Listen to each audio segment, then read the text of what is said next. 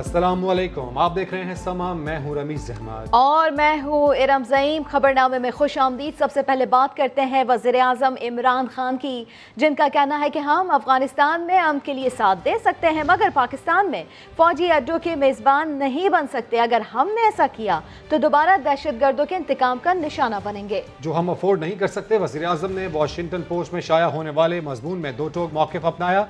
लिखा, हमारा कोई फेवरेट नहीं, जो हुकूमत भी अफगान अवाम का एतमाद जीतेगी हम उसके साथ काम करेंगे। बच्चों और मुलाजमीन के अकाउंट में पैसा कहां से आया? शहबाज शरीफ मनी लॉन्ड्रिंग और शुगर इंक्वायरी केस में FIA लाहौर में पेश हो गए। सवाल और जवाब का सिलसिला जारी है। अपडेट्स हासिल करेंगे समा के नुमाइंदे रियाज अहमद से। रियाज, आगाह कीजिए इस बारे में।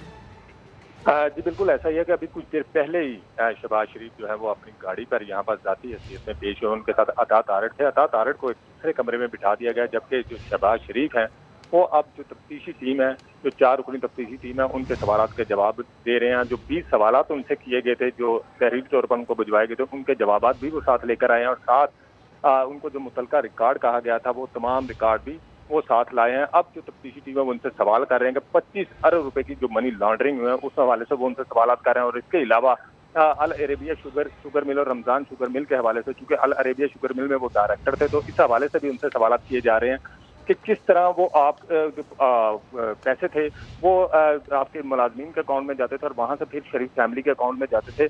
तो ये 25 अरब रुपए की जो मनी लॉन्ड्रिंग, इस हवाले से भी उनसे सवाल किए जा रहे हैं। साथ साथ जो तफ्तीशी टीम है उनसे जो रिकॉर्ड किया था उसकी भी वो जांच पड़ताल कर रहे हैं। क्योंकि 2 रोज बाद यानी परसों हमजा शहबाज ने ही पेश होना है, तो लेकिन मियां शहबाज शरीफ जो हैं उन्होंने अदालत से प्री अरेस्ट बेल करवाई हुई है ताकि उनको गिरफ्तार ना किया जा सके। 10 जुलाई तक उनकी प्री अरेस्ट बेल है, उसके इसलिए वो आज पेश हुए हैं। इस खतरे के पेश नज़र के कहीं उन्हें गिरफ्तार ना कर लिया जाए तो उन्होंने पहले से ही अबूरी जमानत करवा रखी है। जी ठीक है रियाज, ये तो आप सिचुएशन बता रहे हैं कि अंदर इस वक्त क्या सिलसिला जारी है, सवाल जवाब का सिलसिला जारी है, जांच पड़ताल हो रही है, लेकिन हम देख रहे हैं कि बाहर जो है वो बड़ी तादाद में कारकुनान मौजूद हैं और कुछ नारेबाजी भी उनकी जानिब से की जा रही है। जी बिल्कुल, कारकुन जो हैं वो मुस्लिम लीग नून के कारकुन जो हैं जिन्होंने और मुस्लिम लीग नून के जो परचम है वो हाथों में उठाए हुए हैं और साथ नारेबाजी भी कर रहे हैं।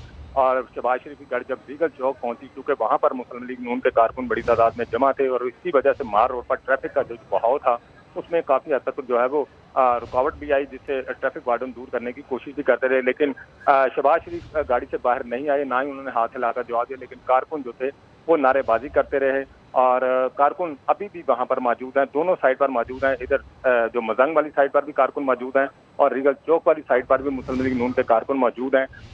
वो इस बात का इंतजार करें कि कब उनके कायद जो है वो वापस तफ्तीशी टीम से पेश होने के बाद उनके सवालों का जवाब देने के बाद बाहर आते हैं और शायद उनसे मिलकर वो हाथ हिलाएं या उनसे कोई खिताब करें। तो इस वजह से वो कारकुन अभी भी मौजूद हैं, लेकिन मार रोड पर ट्रैफिक का जो निज़ाम है वो अभी भी बुरी तरह मुतासिर है। ट्रैफिक का निज़ाम यहाँ पर काफ़ी ज़्यादा मुतासिर दिखाई दे रहा है। शहबाज शरीफ जब यहाँ पर आए तो कारकुनों की बड़ी तादाद यहाँ पर मौजूद थी, लेकिन शहबाज शरीफ वो गाड़ी में ही मौजूद रहे और ऐसे में वो अंदर चले गए। FIA लाहौर यहाँ पर उनसे तफ्तीश की जा रही है। बहुत शुक्रिया रियाज अहमद, अपडेट कर रहे थे आप। बिलावल भुट्टो जरदारी का कहना है कि गैर कानूनी तामीरात से मुताल्लिक अदालती फैसले पर नजरसानी होनी चाहिए। पीपल्स पार्टी घर बनाती है, घर तोड़ती नहीं है। लोगों को बेघर करने से पहले उन्हें मुतबादल देना होगा। बोले कोई माने या ना माने, सिंध में ऐसा काम हुआ जो बुज़दार और इमरान खान नहीं कर सकते।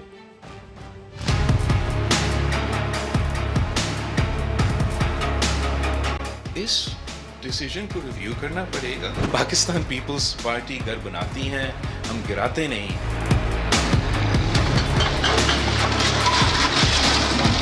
लेकिन अगर कोई कानूनी वजह से आईनी वजह से हमें मजबूर किया जाता है, अवाम का वो बुनियादी हकूक उनसे जल्दबाजी में ना छीने। इक्वल कॉम्पनसेशन से कॉम्पनसेशन के साथ हम उनका ख्याल। मुझे बहुत अफसोस हुआ कि अदालत पाकिस्तान के outside the steps of the supreme court of Pakistan अवाम को कुछ नारे लगाने पड़े जो मुझे बहुत बुरा लगे कि बचा दिया भारिया टाउन और गिरा दिया और अंगीठा, बचा दिया बनी गाला और गिरा दिया गुजरना। बुरा इंप्रेशन जा रहा है। ये इंप्रेशन हम पैदा नहीं कर रहे। मैं जानता हूँ कि आप हुकूमत और अदालत के हुक्म पे ही अमल कर रहा है और हम तो अदालत के बहुत एहतराम करते हैं। जिन्होंने ये हुक्म दिया है इस पे हम तो अमल भी कर रहे हैं, उनको ना सिर्फ कॉम्पेंसेशन लेकिन हमें तो उनको पहला नया घर देना पड़ेगा, फिर आप तोड़ सकते हैं। बड़े बड़े लोग माने या ना माने, इस सूबा में काम हुआ है। इस सूबा में ऐसे काम हुआ है जो कोई बुज़दार या इमरान खान इस किस्म का काम नहीं कर सकते।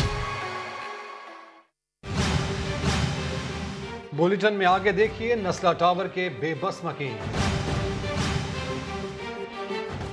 कराची में इंसदाद तजावुजात ऑपरेशन के खिलाफ औरंगी और गुजर नाले के मुतासरीन ने बिलावल हाउस के बाहर एहतजाज किया। मुजाहिरीन ने आगे बढ़ने की कोशिश की तो पुलिस रुकावट बन गई। 4 खवातीन समेत 7 अफराद को हिरासत में ले लिया गया, जिन्हें बाद में छोड़ दिया गया। सलमान अहमद की रिपोर्ट। कराची में तजावुजात के खिलाफ ऑपरेशन। औरंगी टाउन नाला और गुज्जर नाला के मकीनों ने बिलावल हाउस चौरंगी पर एहतजाज किया।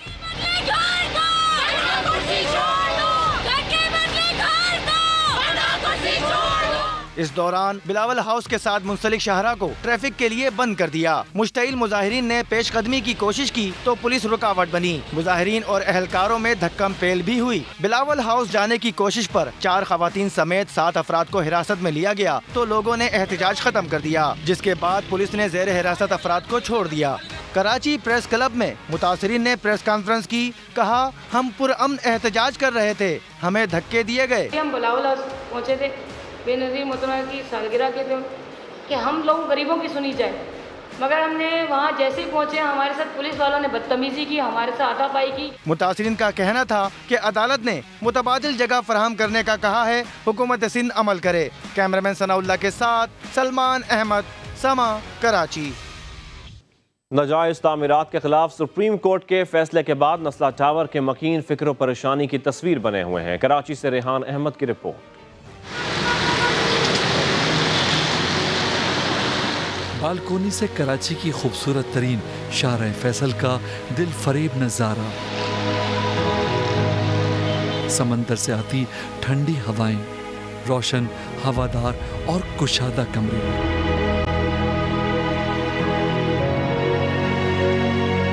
और तमाम आसाइशों से आरास्ता लग्जरी अपार्टमेंट। इम्तियाज अहमद ने तिनका तिनका जोड़कर अपना ये आशियाना बनाया था, जिसमें 4 अशरे और पूरी जमा पूंजी लग गई थी। 16 साल की उम्र से मैं काम कर रहा हूँ, जॉब कर रहा हूँ। जॉब के दौरान मैंने मैट्रिक किया, जॉब के दौरान मैंने इंटरमीडिएट किया, जॉब के दौरान मैंने ग्रेजुएशन किया, MBA IBA कराची से किया।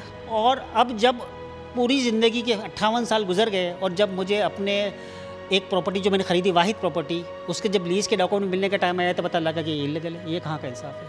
मेरा कोई फॉल्ट है तो आप बता दें कि तुमने ये डॉक्यूमेंट चेक नहीं किया, ये अप्रूवल चेक नहीं की। कोई एक चीज़ से बता दें, पूरी लिस्ट मौजूद है कि किस किस दिन कौन कौन से डॉक्यूमेंट रिलीज़ हुआ, क्या अप्रूवल मिली।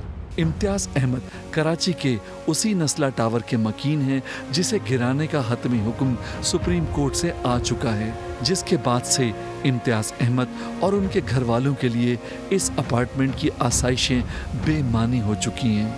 सबकी नींदें उड़ गई हैं, सब आकर बातें करती हैं कि हम अब क्या होगा, अब हम कहाँ जाएंगे।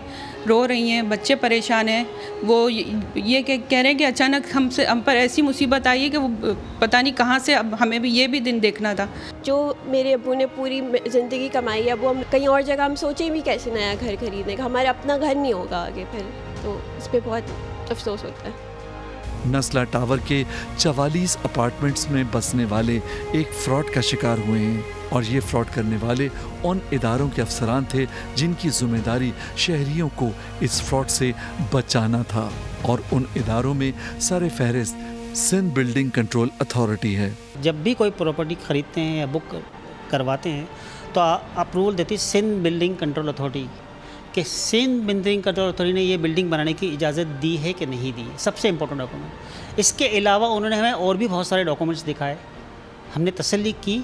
जिन इदारों ने सारे अप्रूवल दिए कि ये अप्रूवल फ़लाना अप्रूवल, ये NOC वो NOC, सिंधी मुस्लिम सब कुछ, तो उनको तो आपने कुछ कहा ही नहीं।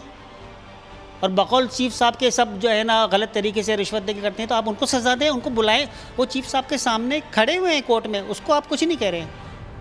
और जिन लोगों ने अपनी पूरी ज़िंदगी की जमा पूंजी लगा के ये अपार्टमेंट ख़रीदे उनको अब सज़ा दे रहे हैं। ये सवाल सिर्फ नस्ला टावर में बसने वालों का नहीं बल्कि उन तमाम शहरियों का है जिन्होंने सिंध बिल्डिंग कंट्रोल अथॉरिटी और दीगर सरकारी इदारों की दस्तावेज़ात पर एतमाद करके अपना घर बना लिया है या बनाने का इरादा रखते हैं। ये थी नस्ला टावर में रहने वाले इम्तियाज़ अहमद साहब की फैमिली से हमारी मुलाकात। मुश्किल वक्त है, इम्कानात बज़ाहिर महदूद नज़र आते हैं मगर मौजज़ात का होना खारिज इम्कान नहीं।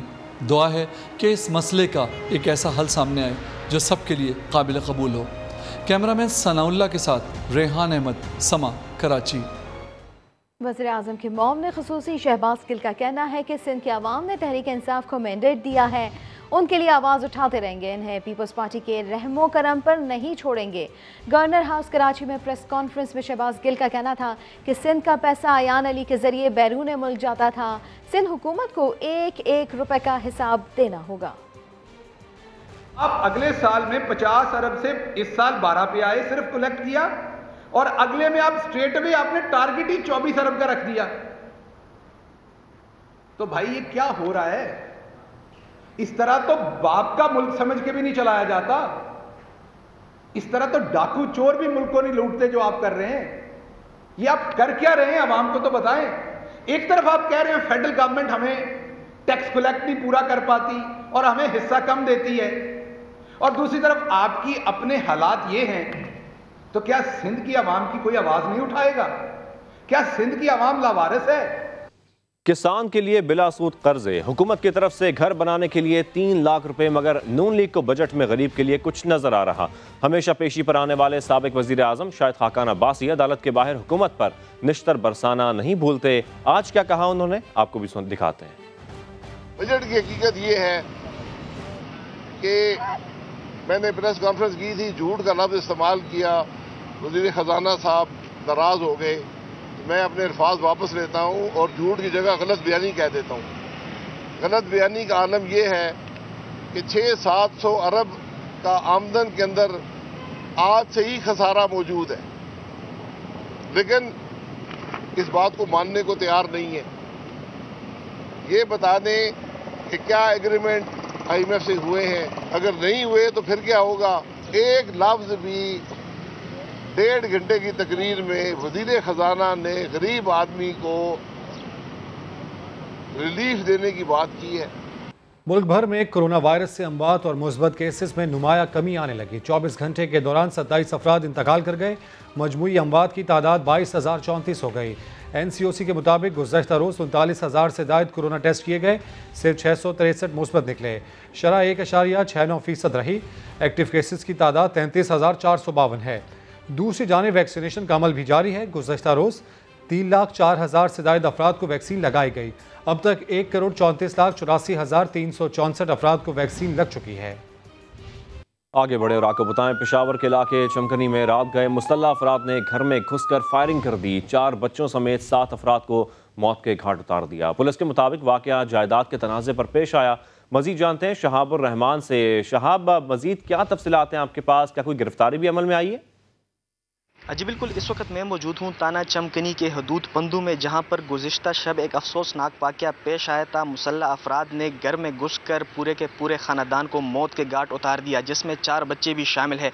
पुलिस हुकाम के मुताबिक वाक़या ज़ाती दुश्मनी के बिना पर पेश आया है और इस वक्त मैं उसी घर के सामने मौजूद हूँ जो यहाँ के लवाहिकीन हैं। उनने तदफीन के लिए अपनी लाशों को अपने आबाई गाँव चारसदा लेकर गए हैं। पुलिस हुकाम के मुताबिक लाशों की पोस्टमार्टम की गई है और इस वाक़े में जो भी अफराद मुलविस होंगे उसको जल्द अज जल्द गिरफ्तार किया जाएगा और मजीद तफ्तीश इस वाक़े की जा रही है। जी नैया से अफसोसनाक खबर शामिल करेंगे। तेज़ रफ्तार ट्रॉलर ने स्कूल जाने वाले 2 भाइयों समेत 3 तालिब इल्मों को कुचल दिया। हादसा MM रोड पर धोरी अड्डा के करीब पेश आया। स्कूल जाते हुए 3 मोटरसाइकिल सवार तालिब इल्मों को ट्रॉलर ने कुचल डाला। हादसे के बाद ट्रॉलर ड्राइवर फरार हो गया। रेस्क्यू के मुताबिक जाँ बहक होने वाले तलबा में 2 भाई मंसूर और अहमद रजा शामिल है। तीसरा तालिब इल्म नौमान इनका कज़न है। रेस्क्यू ने लाशों को तहवील में लेकर हस्पताल चौकाज़म मुंतकिल कर दिया।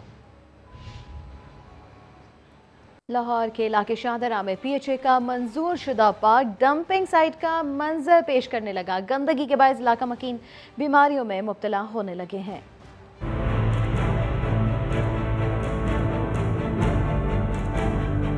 मेरा नाम हाफिज ताहिर फारूक है। मैं मास्टर सिटी शाहदरा का रहशी हूँ। यहाँ PHA का पार्क बनने के लिए मंजूर हुआ था, लेकिन इस पे कोई भी काम नहीं हुआ। बजाय काम होने के इसे कचरा कुंडी बना दिया गया है। इससे ताफुन इतनी ज़्यादा बीमारियाँ फैली हैं, या आबादी वालों में रहना जो है वो बहुत ज़्यादा मुश्किल हो गया है।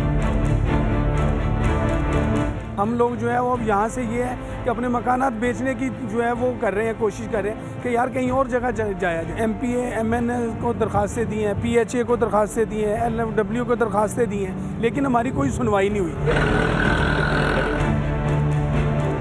यहाँ नशइयों की हमाजगाह बनी हुई है और नशई जो है वो नशा करते हैं और हमारे अपने जो नौजवान बच्चे हैं उनके मुस्तकबिल भी ख़तरे में पड़े हुए हैं। ये जगह जो पार्क के लिए मुख्तस की गई है, अब यहाँ बताएं कि इस जगह बच्चों को लेके लाया जाए। बच्चों को बाहर नहीं निकालते कि कहाँ भेजे बच्चे जाके और कहाँ खेलें। हमारी तो जितने भी मुतलका इदारे हैं उनसे अपील है कि ये इसके ऊपर काम किया जाए, इसे पार्क जो है इसे मुकम्मल किया जाए।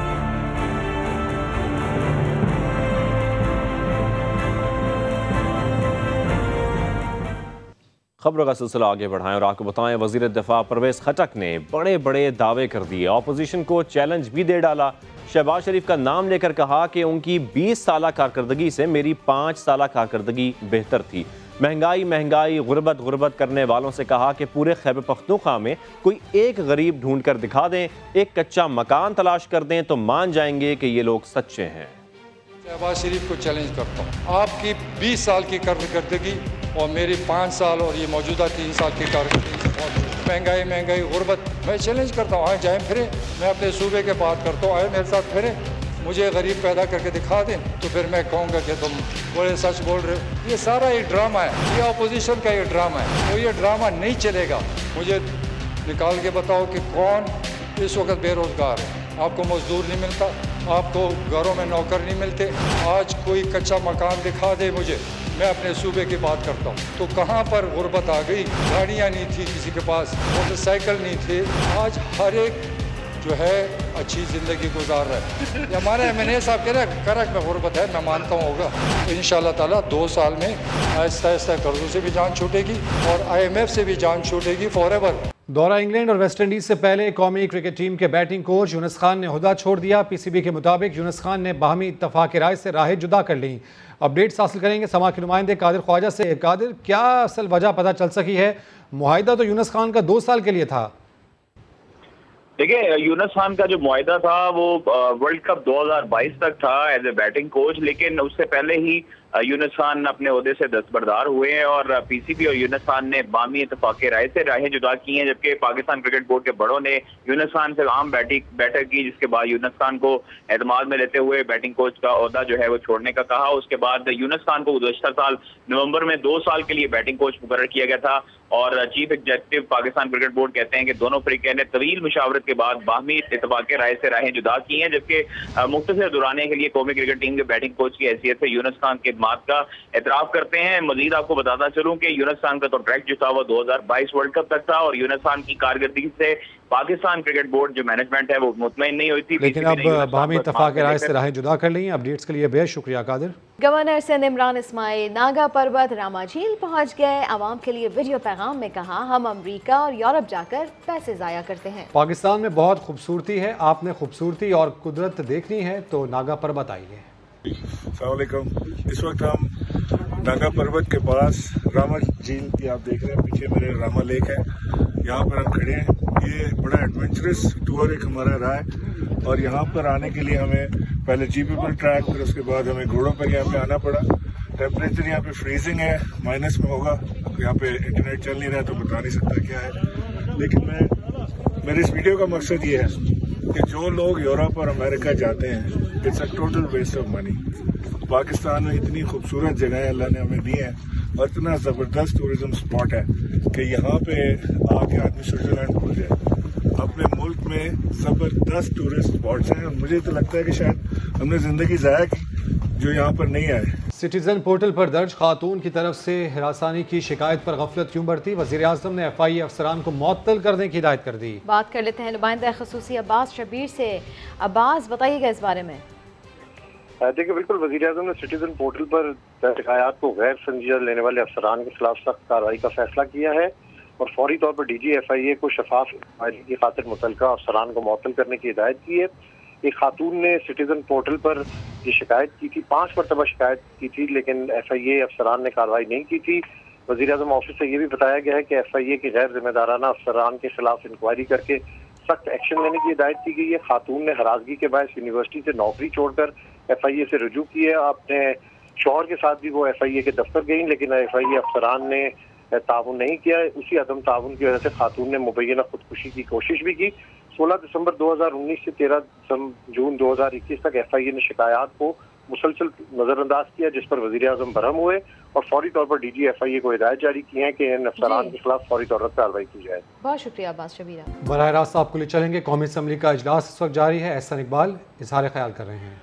ये उन पर कीचड़ उछालते हैं, ये उनके ऊपर झूठे इल्जाम लगाते हैं, ये CPAC को मुतनाज़ा करके CPAC को नुकसान पहुंचाते हैं। यही वजह है कि वो CPAC की गोल्ड माइन जो पाकिस्तान के लिए डेस्टिनी चेंजर थी, गेम चेंजर थी, फेट चेंजर थी, आज उसको इन्होंने हॉल्ट कर दिया है और आज चीन जो है $400 बिलियन का पैकेज लेकर ईरान चला गया है।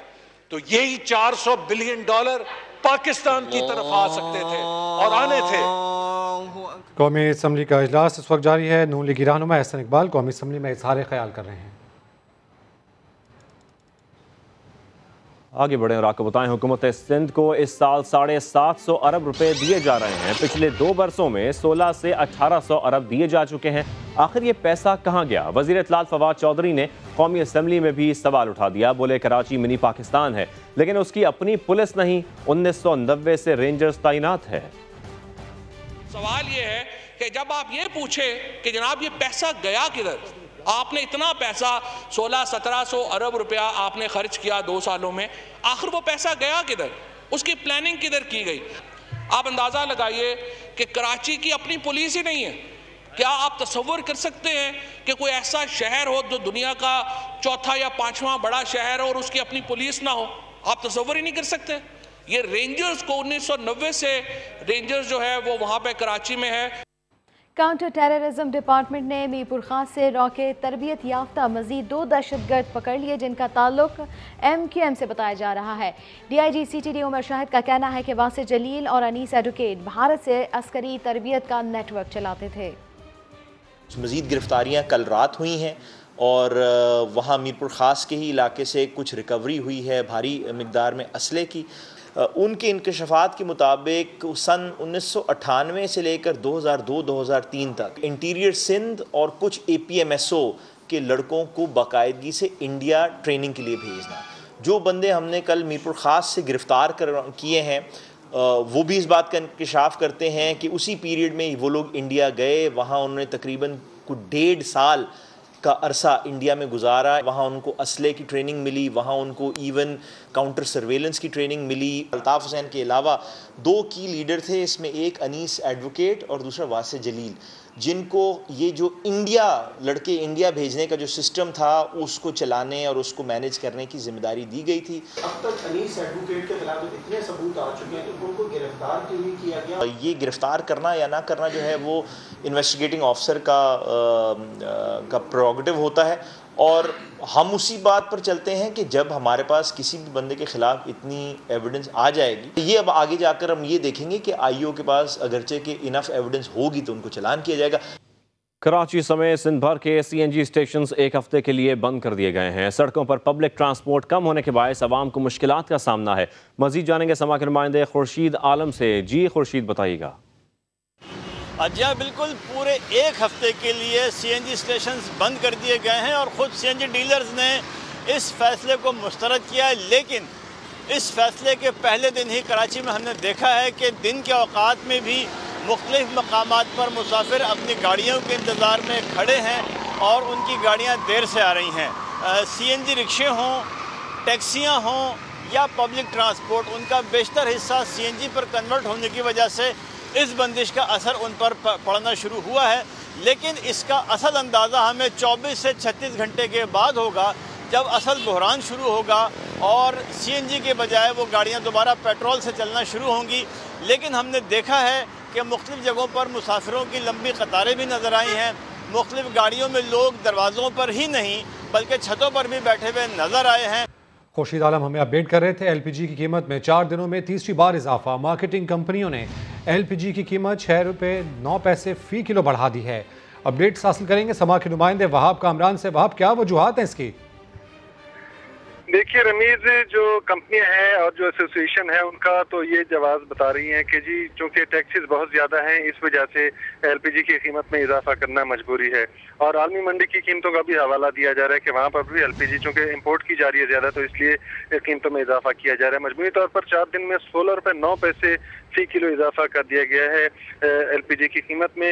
हालिया इजाफे थी जो कि आज 6 रुपये 9 पैसे फी किलो इजाफा हुआ है। इससे घरेलू सिलेंडर 72 जबकि कमर्शियल सिलेंडर 276 रुपये महंगा हुआ है और घरेलू सिलेंडर की कीमत 1840 रुपये जबकि कमर्शियल सिलेंडर की कीमत 7040 रुपये मुकर्रर हो चुकी है इस हालिया इजाफे से। अपडेट्स तो शुक्रिया वहाब।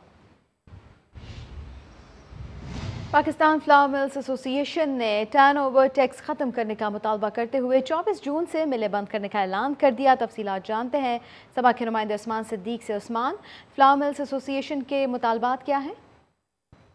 जी बिल्कुल, ना ही फ्लोर मिलें चलेंगी और ना ही गंदम की पिसाई होगी। पाकिस्तान फ्लोर मिल एसोसिएशन की जानिब से हुकूमत की तरफ से जो टर्नओवर टैक्स और सेल टैक्स आयद किया गया है उस पर 24 जून से मुल्क भर की तमाम फ्लोर मिलों को बंद करने का अल्टीमेटम दे दिया गया है कि 24 जून से पूरे पाकिस्तान में 1500 फ्लोर मिलें जो हैं वो बंद हो जाएंगी, जिसकी वजह से आटे की किल्लत का सामना भी हो सकता है। हमारे साथ फ्लोर मिल एसोसिएशन के जो नुमाइंदगान हैं वो मौजूद हैं, उनसे बात कर लेते हैं। जो सब क्यों बंद की जा रही हैं? इस तरह तो मुल्क में आटे का बहरान आ जाएगा। मैं समझता हूँ कि ये जो टर्नओवर टैक्स का नफाज 5 टाइम बढ़ाकर किया गया है, ऑलरेडी हम दे रहे हैं 0.25, उसको कर दिया गया 1.25 यानी 500% उसमें इजाफा कर दिया गया है। ये ब्यूरोक्रेसी की, FBR की, वज़ीर आज़म साहब के ख़िलाफ़, उनकी गवर्नमेंट के ख़िलाफ़ एक साजिश है कि आवाम को सस्ता आटा ना मिले और गवर्नमेंट नाकाम नज़र आए। इसके साथ साथ जो दूसरी साजिश की गई है वो ये है कि चोकर के ऊपर सेल टैक्स का नफाज कर दिया गया 17%, यानी आप समझिए कि 5 रुपये किलो आटा 1 जुलाई से महंगी होना जा रहा है। जो अल्टीमेटम 24 जून का दिया हुआ है, अगर दोपहर तक हमसे कोई रब्ता ना हुआ तो हम आज ऐलान बाकायदा कर देंगे कि 24 जून से तमाम फ्लोर मिल पाकिस्तान पूरे की मिलें बंद कर दी जाएंगी। अपडेट्स के शुक्रिया उस्मान सिद्दीक। समा के नुमाइंदे हुज़ैफा खान आपको ऐसे नौजवानों से मिलवाएंगे जिन्होंने वज़न कम करने के लिए ट्रेनिंग का मुनफरिद अंदाज अपनाया है।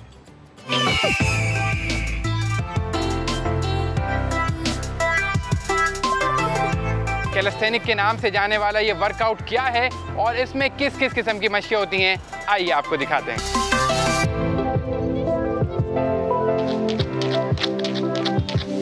भारी भरकम वजन के बगैर बॉडी को संवारने के लिए किए जाने वाले वर्कआउट को कैलिस्थेनिक कहा जाता है। भी आप मशीन्स देख रहे हैं, ये मशीन्स का जो दौर है काफ़ी पुराना हुआ है। बेसिकली हम इसको कहते हैं ओल्ड स्कूल ट्रेनिंग। तो calisthenic is basically based on completely आपके एक पूरे बॉडी के स्ट्रक्चर के हिसाब से आपका बॉडी वेट ट्रेनिंग होता है। मर्दों के साथ साथ खवातीन भी कैलिस्थेनिक में महारत हासिल करने के लिए खूब जतन कर रही हैं। It's very good, it's very healthy activity और आई थिंक कि सबको एंगेज होना चाहिए। स्ट्रेस रिलीफ और इस तरह की चीज़ों के लिए बहुत अच्छा है। It's very effective. नौजवानों का कहना है कि इब्तिदा में कैलिस्थेनिक एक चैलेंज था, लेकिन अब वो इससे भरपूर लुत्फ उठा रहे हैं। कैलिस्थेनिक वर्कआउट पाकिस्तान में नया ज़रूर है, लेकिन रिजवान और उनकी टीम पर उम्मीद है कि आने वाले वक्त में ये कैलिस्थेनिक वर्कआउट बहुत तेज़ी से तरक्की करेगा और पाकिस्तान में इसके मज़ीद इदारे भी कायम होंगे। कैमरामैन सनाउल्ला दायरी के साथ हुज़ैफा खान, समा, कराची। ब्रेक के बाद हाजिर होंगे हेडलाइंस के साथ। देखते रहिए समा।